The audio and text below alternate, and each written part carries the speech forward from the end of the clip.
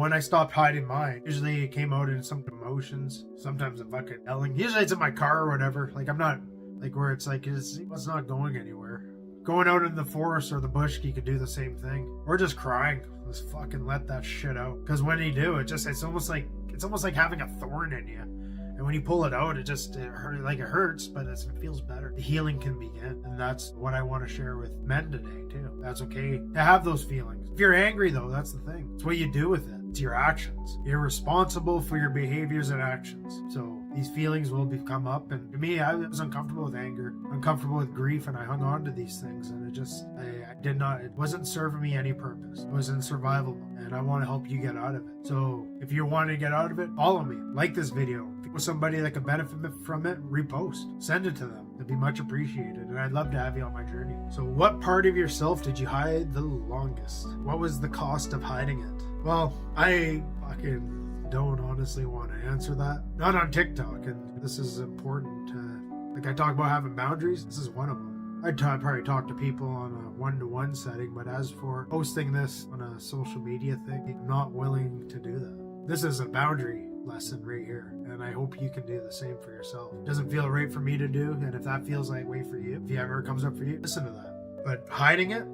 I had to tell, like I don't have any secrets, and it doesn't mean I go around telling everybody about everything, but like I've told everything to at least somebody. Just knowing that I got to accept and love myself more. So I spent years trying to figure out my purpose. Then I realized I was asking the wrong question. Here's the question I should have been asking. Actually, so if you're tired of performing, stay with me. I used to perform for everyone. Now I show up for myself.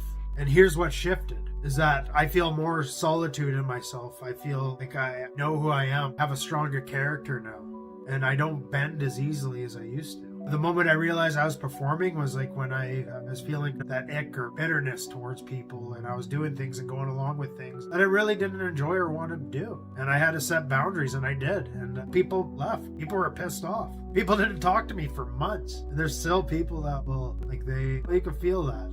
They still haven't moved on from it. But like there's nothing I can do about that. That's their journey, right? Like I can't control how people react, even if things in a good way.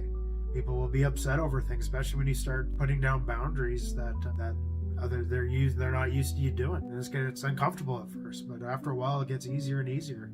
The version of you that you're trying to become. So he's already in there. You just got to figure it out. You got to let that out. And to let it out, there's a lot of different ways. Like those exercises that I talked about earlier, you can do that. Do those things. Get other people. They get people that you really look up to or admire, or getting into a group setting, and you get to connect with people and you see what they're about and what they got. And if it's something that you want, go hang out with them. Or if they're on social media, follow them. There's so many people out there and information that we could utilize. So it's just doing it. So I did a video about jealousy, and actually it's been going on for a few days.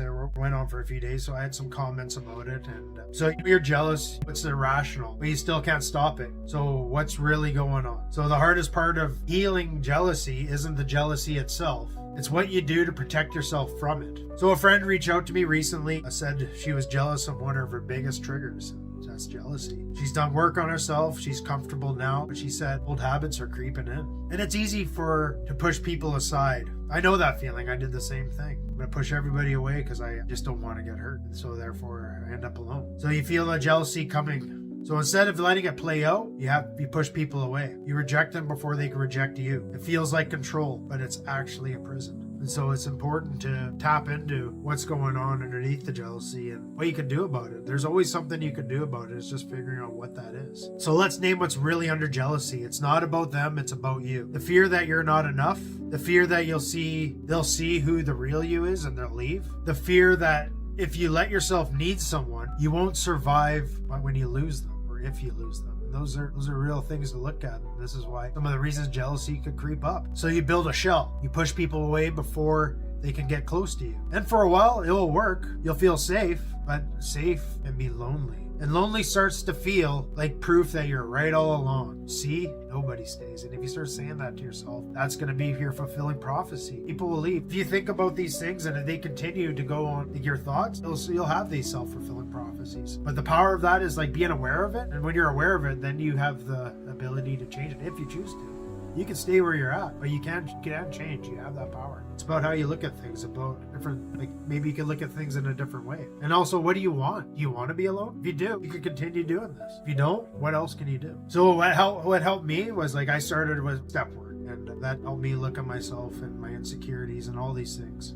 It made me look at my part in things, and that was the gift that I had. That everything that I am involved in, every relationship I'm involved in, I'm in there. I have a part in it. So I had asked, what am I doing to push people away? What am I protecting myself from? What am I losing by keeping this wall up? I have a friend too, and he told me, if they cheat, let them go. That's what I would do. Now I'm teaching you. Like, share, follow.